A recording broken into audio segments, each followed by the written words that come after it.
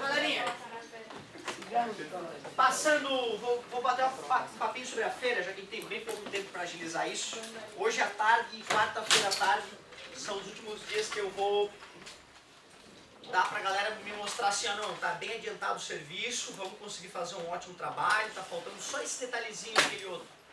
Caso contrário, alguns grupos que até agora eu não vi nada, e eu pergunto para as pessoas o que eles vão fazer, eles não têm nem sobre o que falar, porque ainda nem leram sobre o assunto. Alguns grupos eu simplesmente não vou poder deixar apresentar, porque eu não posso deixar tu envergonhar a instituição, o colégio, se tu vai ficar gaguejando na frente das pessoas e falando uma abobrinha que tu nem sabe o que tu está falando. Né? E era para ser uma feira de tu vender, entre aspas, né, doar, apresentar ciência para as pessoas. E ciência é uma coisa delicada, cara. Ciência é uma coisa delicada. Porque hoje a coisa tá bizarra, tu sabe, né, cara? Tem pseudocientista em tudo quanto é área aí. Tem cara que se chama cientista e estuda as raças de alienígenas. Raças. Não é um ou outro, é as raças, tudo catalogado. Certo? Então é uma coisa bem preocupante, sabe? Não, beira o, né, tratamento psiquiátrico mesmo. Bom, galerinha, então olha só. Algumas coisas que eu acho que daria para eu adiantar. Eu não vou falar nada sobre a dilatação anômala da água, porque a gente estudou relativamente há pouco tempo, certo? A parte que tinha uma galera que talvez também fosse falar de pressão, né, e densidade, mais, né, pressão e densidade também, né, uma fala mais sobre a dilatação anômala mesmo, e a vida na Terra, a outra fala sobre pressão atmosférica e densidade. Como são matérias que nós vimos há pouco tempo, eu ia voltar a falar disso, é chovendo molhado. Tem um monte de história bonita que eu te contei, né, que se tu quiser aprimorar e contar vai ficar bem legal. Agora, dá para falar um pouquinho sobre algumas experiências que vão ser feitas que é interessante. Uma delas é luz, que nós só estudaríamos agora no final, na última apostila. E eu posso dar uma palavrinha rápida sobre o comportamento da luz e principalmente a reflexão da luz, que é o que vai ser usado numa experiência. Quando a gente for estudar luz, estudar ótica, eu vou te falar que luz é uma radiação eletromagnética que sensibiliza o olho humano, que isso depende da frequência né, da luz. Então a luz, para sensibilizar a retina, ela tem que ter frequência que vai do vermelho ao violeta. Abaixo disso tu não enxerga, infravermelho. Acima disso tu não enxerga, ultravioleta. A gente explica que a luz, na ótica geométrica, a gente diz que tem 3 princípios da ótica geométrica. A luz anda em linha reta, por isso que a gente representa o raio em linha reta. Os raios de luz são reversíveis, ou seja, se um raio de luz reflete num lugar, se outro raio de luz for jogado na direção oposta, ele vai se refletir exatamente pelo caminho do outro raio que chegou. Resumindo, se estás olhando alguém no espelho, no olho, a pessoa também está te vendo. Não tem como tu tá vendo uma pessoa refletendo no espelho e ela não estar te vendo. A menos que tu esteja num ambiente totalmente escuro, tenha, né, película, refletor, aquela história da polícia lá, por exemplo, né? E lá não é um espelho, né? É um vidro, na verdade, certo? Espelho para quem está sendo interrogado, certo? Mas eu quero te dizer que se tu estás num ambiente normal, estás olhando alguém no olho no espelho, a pessoa está te vendo também. Porque a luz que vai, a luz que volta, certo? Beleza? Simples assim. Tem até na traseira dos ônibus, né? As pessoas são tão ignorantes nesse quesito no dia a dia, que tem muita cara que xinga o motorista de ônibus sem entender o que está acontecendo. O cara está atrás do ônibus, aí o ônibus parou, porque é um ônibus, para com as pessoas. Aí o sujeito e bota para a esquerda, né? Como se o motorista do ônibus pudesse enxergar o cara do carro bem na traseira do ônibus. Não dá? O ônibus, ele tem aquele retrovisor interno para o cara enxergar os passageiros. A bunda do ônibus é opaca, ou seja, a luz não passa. Beleza? Ou seja, para o motorista do ônibus poder enxergar os carros de trás, tem os retrovisores externos. E como a luz anda em linha reta, só dá para ver o carro quando o carro está fora da traseira do ônibus, na lateral. Então tu sair xingando o motorista porque ele não te viu quando estavas na traseira dele, é uma grande ignorância. Isso era um problema tão chato que as empresas de ônibus começaram a colocar um adesivo na traseira do ônibus. Se você não vê o meu espelho, eu não te vejo. Ou seja, se o teu olho não está vendo o espelho do cara, quer dizer que não tem luz que sai da tua cara e bate no espelho do cara e reflete pro espelho do motorista. Tu vê, né, cara, como isso pode gerar um problema social, a falta do conhecimento de que a luz anda em linha reta, que os raios de luz são e que os os raios de luz são independentes. Uma obviedade dos raios de luz serem independentes é o seguinte, ó. Tem luz vindo da colega pro meu olho. Vem da lâmpada, bate na colega, vem pro meu olho. Mas tem luz vindo dessa colega pro meu olho também. Concordam comigo? Vocês aceitam então que nesse ponto tem luz vindo da colega ali e luz ali?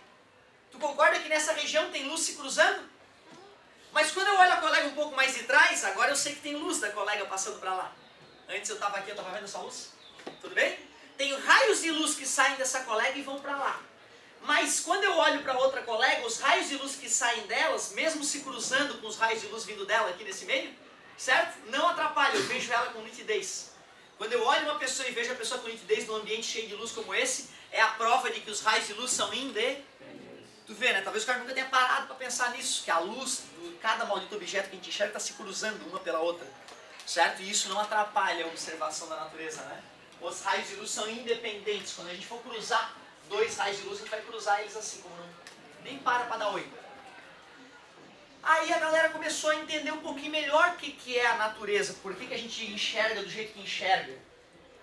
E quando a galera olha na superfície de um lago, por exemplo, espelhado, né, dá para se enxergar lá, né? Se tiver bem espelhado e bem parado, dá a sensação de que existe algo debaixo da superfície da água. Que nem quando tu olha um espelho e não está te vendo, dá a sensação nítida de que aquela coisa atrás do espelho é real. Se o espelho está bem limpo, e tu pega e olha o espelho de um ângulo que tu não enxerga no espelho, certo? Tu olha para o espelho, pode parecer uma janela. Tu olha assim, pô, que lugar é aquele lá, uma janela? É absolutamente ilusório o espelho. Tanto que os arquitetos usam os espelhos para ampliar os ambientes enormemente, né? Eu tenho uma situação vexatória de espelho que foi bizarra. Eu fui num barzinho que tinha aqui perto. O Santo, o nome do bar. Bem apropriado. E aí eu cheguei no bar, tava procurando um amigo meu, de combinou de se encontrar lá. E eu olhei o bar, um bar pequeno, cara. Aí depois eu olhei, não, aqui, ali tem aquelas passagens lá, que vai para o outro lugar do bar. Entre as mesas tinham passagens, estreitas, mas passagens. Eu logo vi que ele deve estar lá naquele outro ambiente. E aí eu começo a me aproximar de uma daquelas passagens, começo a perceber que as pessoas em volta das mesas estavam me olhando. E eu continuei a me aproximar. E aí na hora que eu fui me encaixar entre as mesas, e que eu me observei no espelho, dei aquela ajeitada e tal, e percebi que não era uma passagem, é um espelho, certo? Na verdade, se tu for perceber, se tu for olhar para um espelho bem limpo, tu vai perceber que não há nada que tu olhe para ali que denuncie que aquilo que tu está vendo é uma reflexão, exceto se tu olhar para o ambiente e ver, ali, está refletido.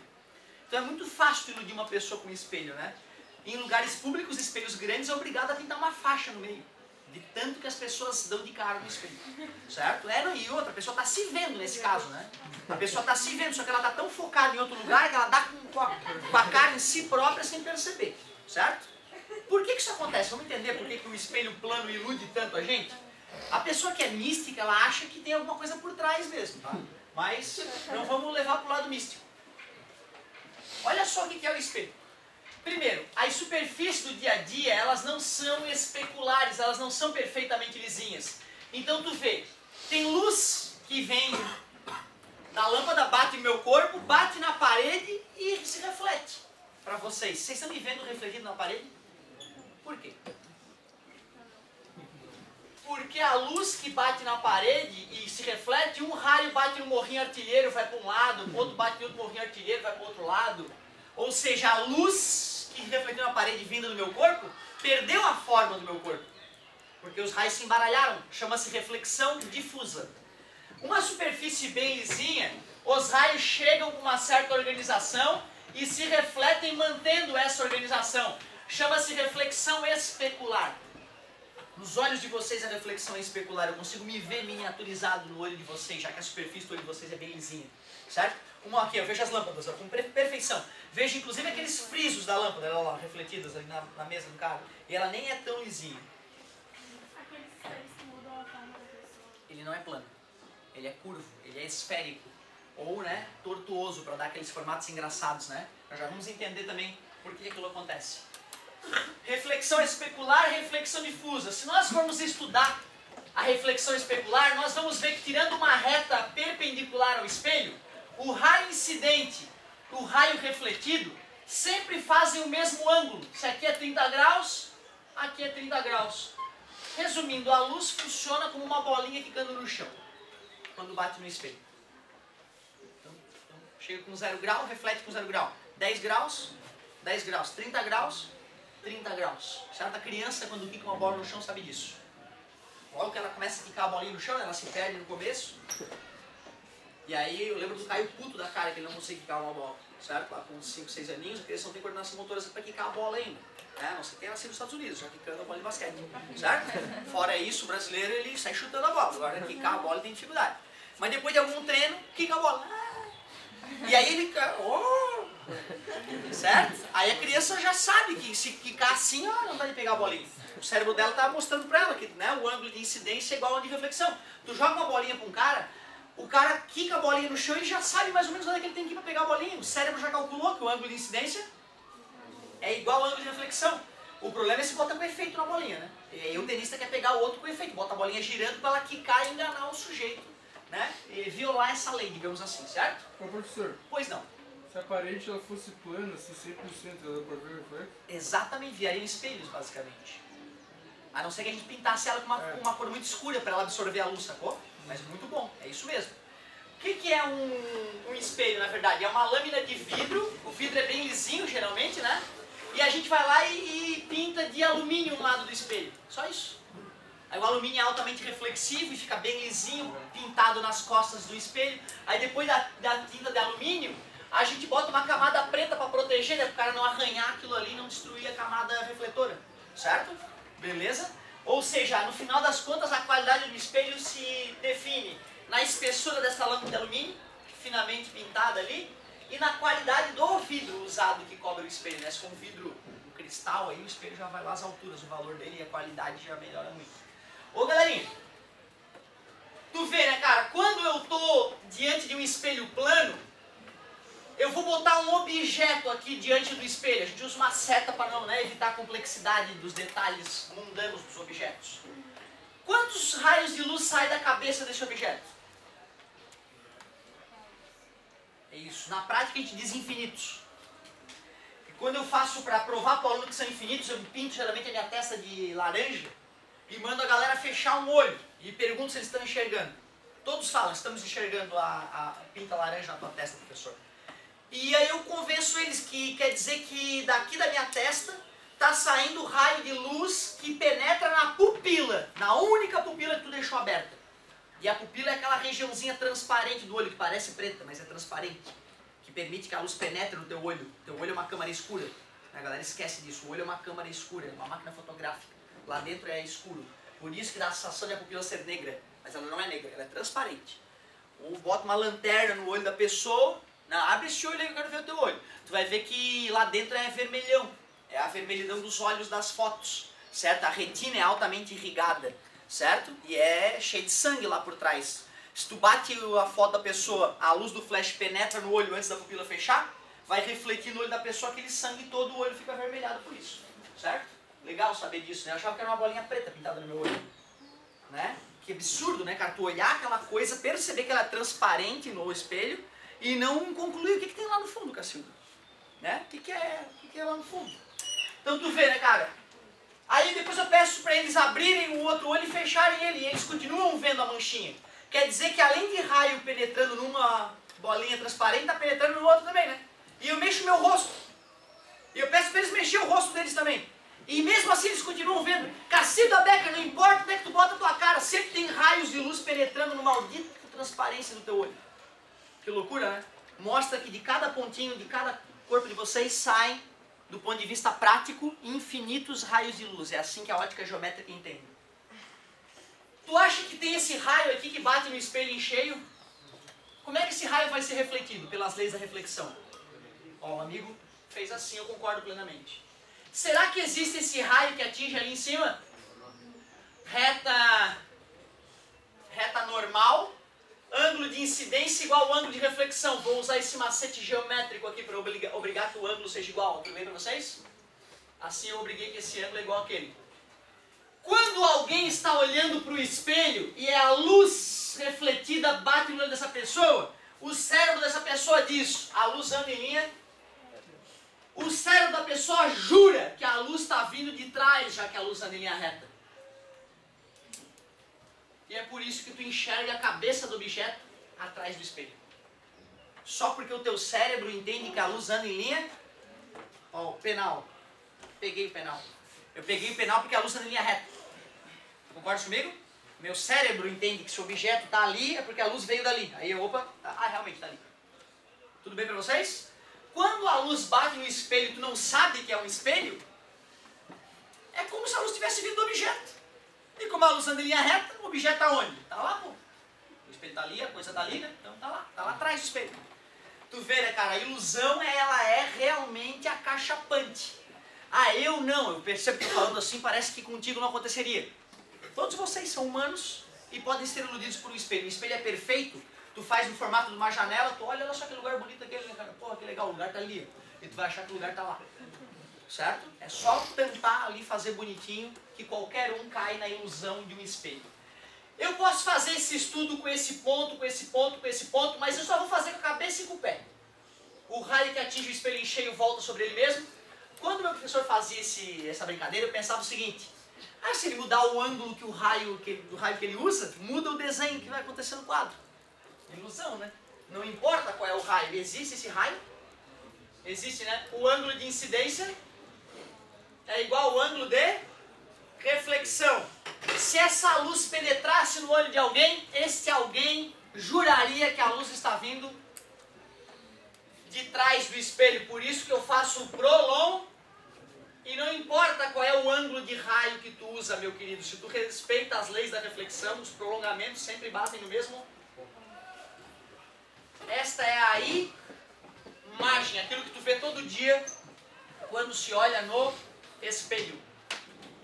Tudo bem? Imagem. Ela é direita ou invertida? Ela está de cabeça para cima ou de cabeça para baixo quando comparada com o objeto?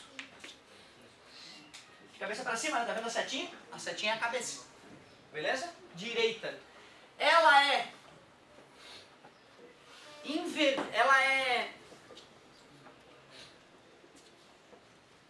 É que essa palavra vocês ainda não estão acostumados.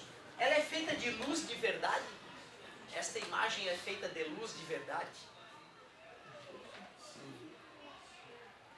O que é isso aqui?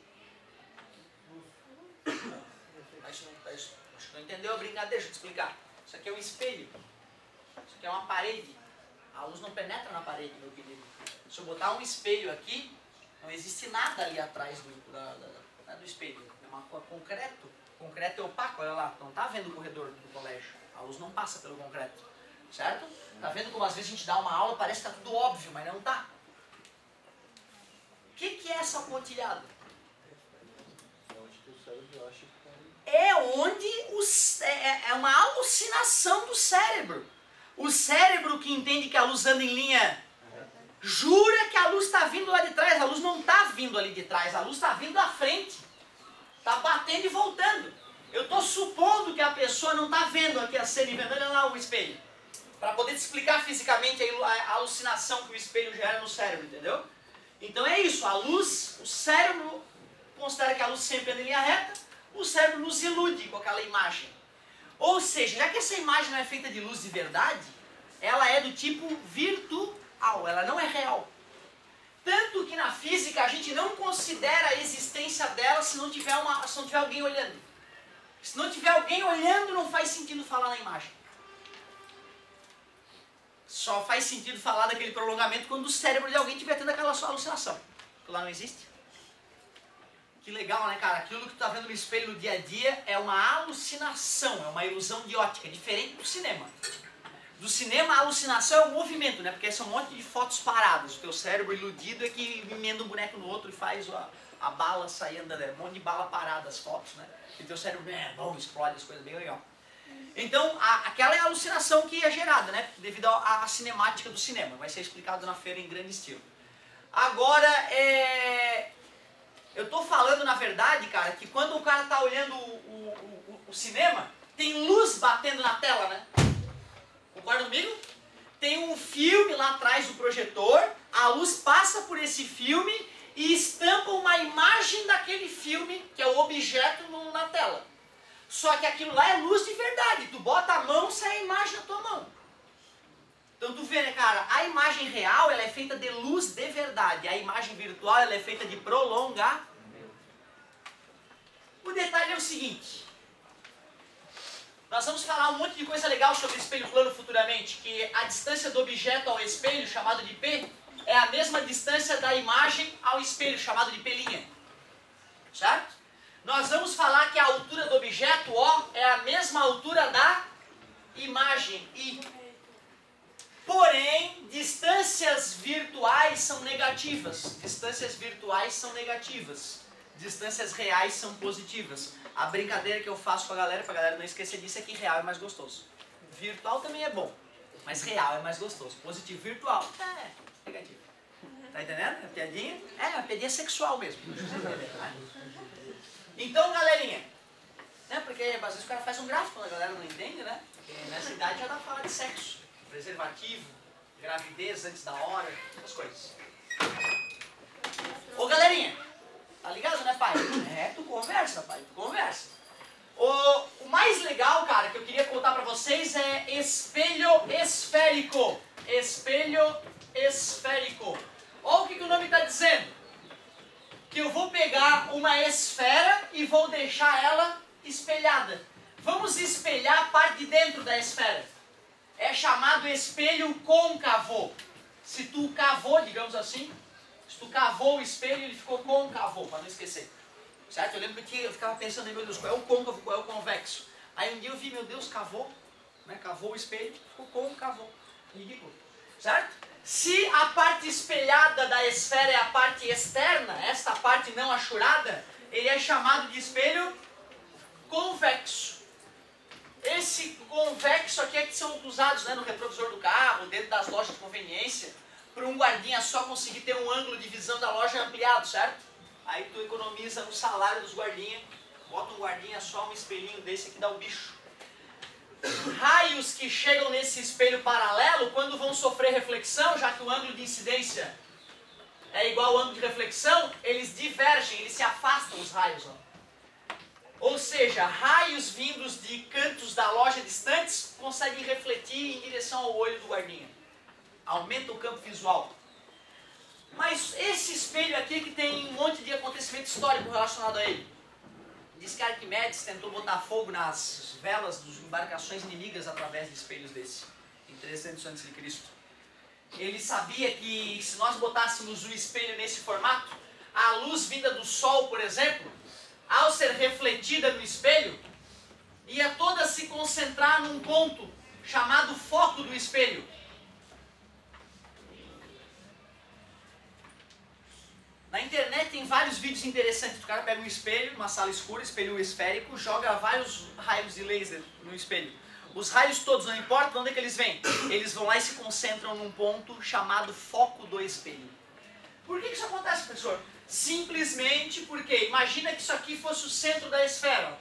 Tinha que ser um pouco maior essa minha esfera, na verdade. Imagina que isso aqui fosse o centro da esfera. Esse foco, na verdade, é a metade do raio da esfera. Aqui seria R sobre 2 e aqui seria R sobre 2. Por que toda a luz que chega paralela a esse eixo imaginário se reflete no foco? Porque se eu for tirar a reta normal, é a reta que vai para o centro da circunferência. O ângulo de incidência é igual ao ângulo de reflexão. É só porque a luz está respeitando a segunda lei da reflexão. O ângulo de incidência é igual ao ângulo de reflexão. Mais modernamente, muitos cientistas, quando dominaram a ciência por trás dos espelhos esféricos, perceberam que se fizermos um espelho esférico suficientemente grande, colocarmos no foco ali do espelho um recipiente similar a uma caixinha térmica, um único orifício por onde a luz possa entrar, ele vira um forno. Ele vira um fantástico forno solar. O problema é que só funciona se tiver sol, certo? Então a galera tem que procurar alternativas para dias de chuva. Mas é um forno que funciona muito bem. Hoje em dia tem empresas que fabricam esse tipo de forno, mas dá para fazer em casa também. Uma ótima saída seria pegar uma antena parabólica. Pegar uma antena parabólica e espelhar a antena parabólica com um espelho velho, por exemplo, colar vários pedacinhos pequenos de espelho.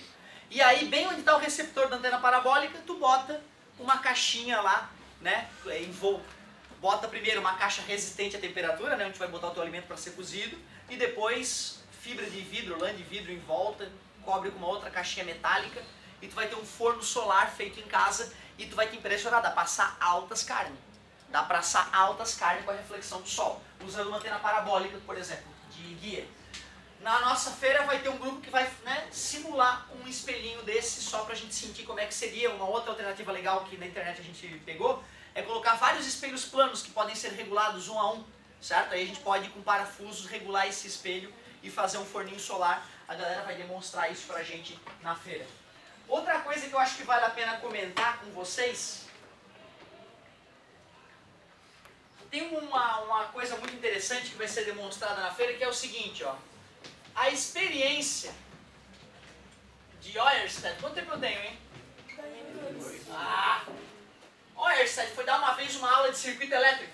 Ele ia lá ligar a lâmpadazinha para a gurizada, mostrando que ligando em série dava um efeito, ligando em paralelo dava outro. E nesse dia fatídico ele levou uma bússola no bolso que estava incomodando ele. Bússola apontando para o norte, botou em cima a bússola na mesa e começou a fazer a experiência. Quando ele ligava as lâmpadas do circuito elétrico, a bússola se destrambelhava e parava de apontar para o norte. Ele desligava o circuito elétrico, a bússola apontava para o norte. Ele, nesse dia fatídico, percebeu que corrente elétrica nos fios gerava campo que perturbava a bússola. Isso abriu precedentes para a gente investigar esse fenômeno, que se transformou nos motores e geradores elétricos. Certo? Então é possível que na feira a gente tenha um motorzinho elétrico transparente, rudimentar, montado para mostrar a simplicidade da ideia por trás do mundo moderno, que lá em Tubarão tem um cara girando uma bobina, né, através da queima de carvão, gera vapor d'água, passa por uma hélice gigantesca, tipo uma turbina de avião, e do outro lado dessa turbina tem um monte de fio enrolado, uma bobina gigantesca, girando em volta de um monte de ímãs poderosos. E isso faz com que lá seja gerada corrente elétrica alternada dentro da bobina. Essa bobina está conectada por transformadores até os fios conectados a essas lâmpadas, ao motor desse ventilador. Assim, quando a energia elétrica saculejante pelo fio vai passar pela bobina, que é um monte de fio enrolado ali no ventilador, vai transformar a energia transformada na queima do carvão lá em Tubarão em energia cinética do movimento desse ventilador. É o mesmo princípio. Aliás, uma pegadinha clássica nas lojas de conserto de motor. Tem lá um gurizão que chegou para trabalhar, para enrolar motor lá pros caras, né? Segura aqui, cara. O motor tá fora da tomada. O cara já amarrou uma cordinha, por exemplo, na hélice do motor. Segura esses dois fios firmes aqui. Segura aqui que eu preciso descascar aqui uma coisa. Aí ele vai lá e puxa a cordinha que está conectada na hélice. Quando a hélice girar, esse motor vai funcionar como um gerar e o cara vai tomar um carcaço onde ele está segurando. É a pegadinha clássica de cara que fica... O primeiro dia que está na oficina é esse que vai falar, segura aqui, cara, segura aqui. Ah, mas não vai dar choque? Como dá choque? Não está na tomada, já está na cabeça de vaga. Segura aqui. Aí vai lá e puxa e já toma o primeiro choque da vida dele, é programado. Certo, galerinha? Muito obrigado pela atenção. Estudem que quarta-feira eu quero resultados, hein? Até quarta-feira você tem que